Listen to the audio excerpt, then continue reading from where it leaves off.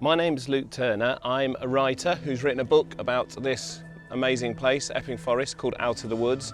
I'm also with Kirstine McNish, one of the curators of the People's Forest, which is part of Waltham Forest Borough of Culture 2019.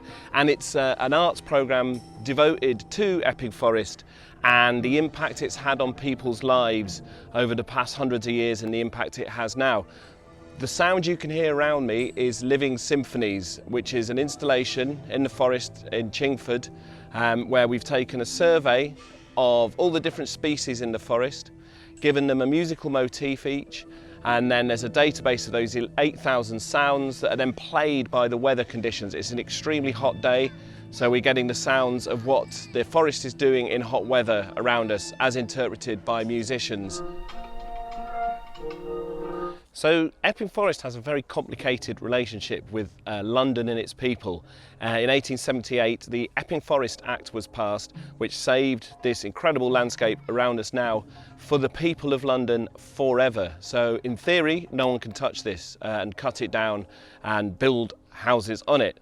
And the idea was that people from London, when they were in their crammed sort of slums in the East End, would be able to come out to Epping Forest and enjoy green space.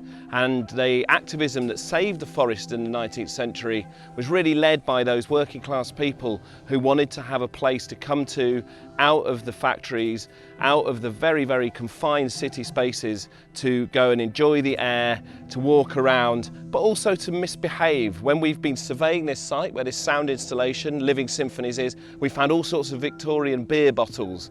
So the Victorian people and people since have always come up here not only to get this sense of nature and our place within nature, but also to have a good time.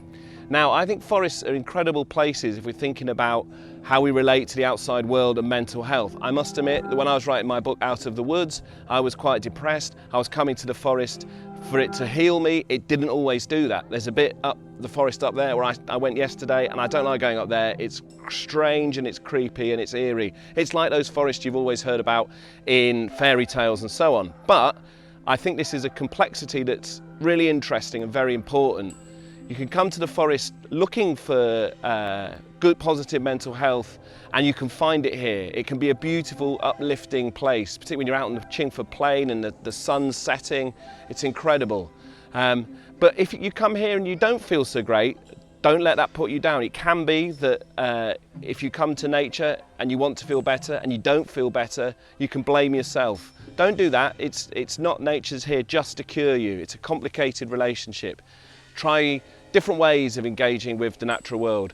But this is an incredible place. It's free to access. Anybody can come here. One of the things that's been great about this Living Symphonies project in the forest is we've seen so many different people coming through, different Londoners from different communities, different backgrounds.